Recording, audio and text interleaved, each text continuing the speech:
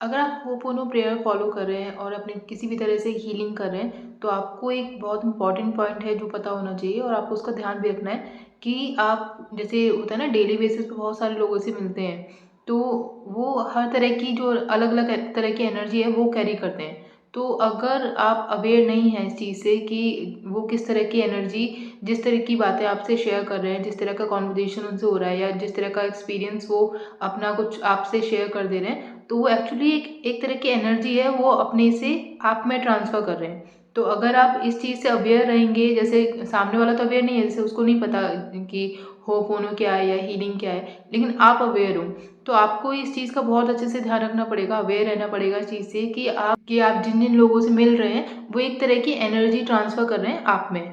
जब भी आप बात कर रहे हैं या आपका ध्यान जा रहा है कि इसने इस तरह का एक्सपीरियंस मुझसे शेयर कर दिया है, तो आप 1 या 2 बार होपोनो की प्रेयर ज़रूर बोल दीजिए। उससे आपकी जो उस टाइम की जो एनर्जी ट्रांसफ़र हुई होगी वो क्लीन हो जाएगी, हील हो जाएगी।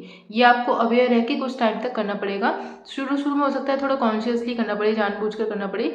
बाद में आपकी ये एक हैबिट, एक प्रैक्टिस टाइप में बन जाएगी। मतलब आप अवेयर भी नहीं होंगे ना, तब भी आप ऑटोमेटिकली उस 1-2 बार बोल देंगे। ये आपकी बॉडी को इस चीज़ की प्रैक्टिस हो जाएगी। लेकिन शुरू में आपको ये चीज़ जानबूझ के करनी पड़ेगी कि क्योंकि होता है ना कि आप जैसे कुछ भी नॉर्मल डेज़ हैं आपके आपके आप अलग-अलग टाइम पे लोगों से मिलते हैं, अलग-अलग तरह की बातें होती हैं, तो कुछ ना कुछ एक तरफ हर चीज़ में एक एनर्जी होती है।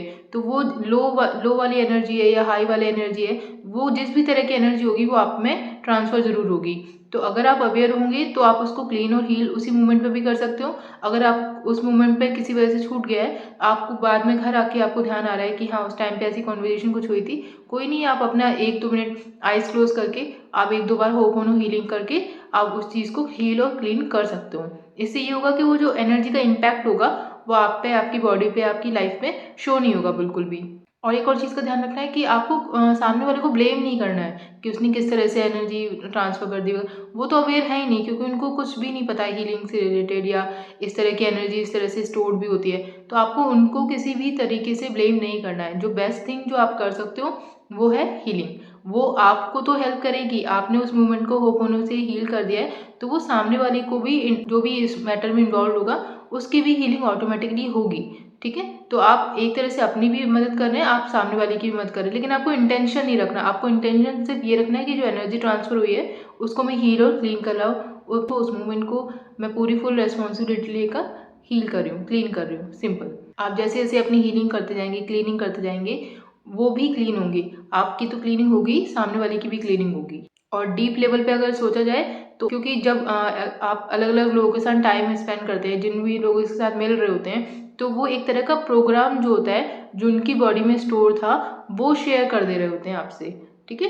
तो वो चीज़ का अवेयरनेस आपको रखना है कि गलती से जो उनका प्रोग्राम शेयर हो गया है आपकी बॉडी में, आपको उसकी क्लीनिंग करनी है। क्योंकि अगर आप क्लीनिंग नहीं करेंगे, तो कभी न कभी वो आपके लाइफ में फिर से रिप्ले होगा।